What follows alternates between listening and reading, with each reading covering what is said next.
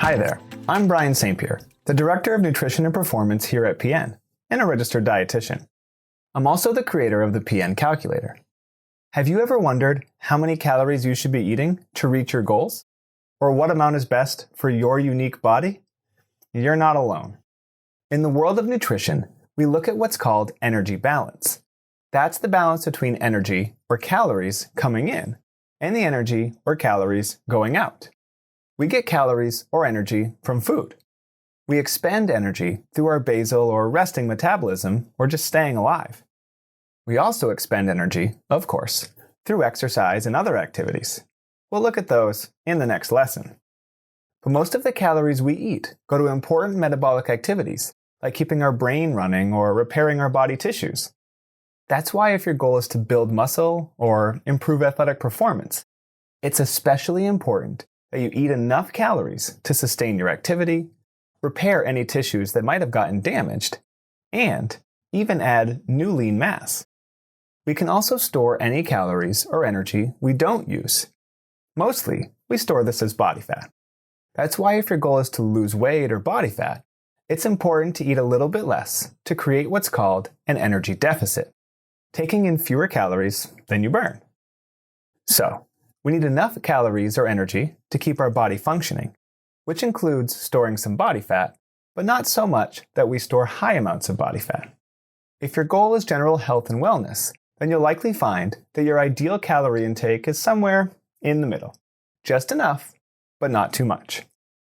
Now, it's not all just about calories in, calories out. The quality of what we eat is important too. So choosing nutrient-dense, health-promoting foods is important. That's why we'll look at how to discover the best diet for you in an upcoming lesson.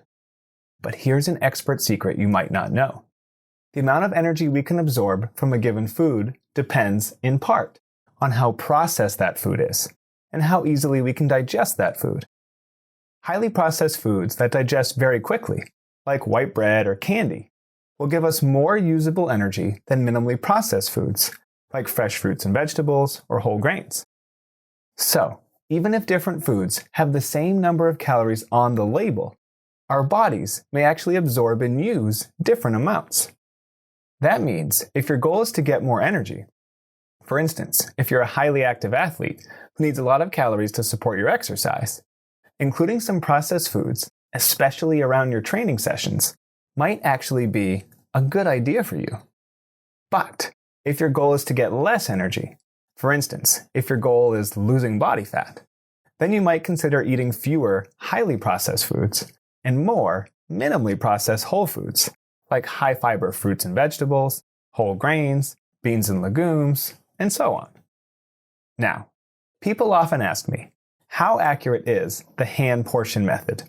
And I love this question, because along with my background in nutrition science, I also studied engineering.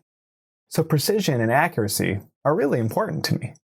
What we found in verifying the hand portion method that PN uses against more precise measurements, such as food scales, is that the hand portion method is about 95% as accurate.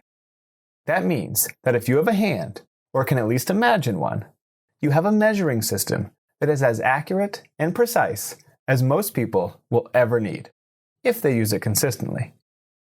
So, another expert tip is being aware of how much you're eating.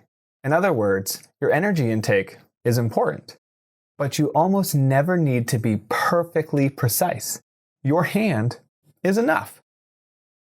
Does it matter how often we eat? Yes and no. In a general sense, our bodies respond to energy intake over a day, or even more accurately, over many days. So if you want to eat 3 big meals a day, or 6 smaller meals a day, and all of them have the same amount of total daily calories, that's up to you. On the other hand, many people find they can hit their calorie targets most effectively if they have a somewhat structured routine that helps them avoid over or under eating. So experiment and find what works for you. Finally, as we explore in our programs like our sleep, stress management, and recovery certification, as well as our metabolic health courses in our PN Academy, other factors like sleep and stress can also affect our energy intake. For instance, when we're under a lot of stress, we may eat a lot more or a lot less than normal. And if we aren't sleeping properly or getting enough sleep, that can also affect our appetite, hunger, and fullness, which can also change how much we eat, and in turn, change our overall energy intake. Alright, that's it for today. In the next lesson, we'll look at the other side of this equation, calories out, or our energy expenditure.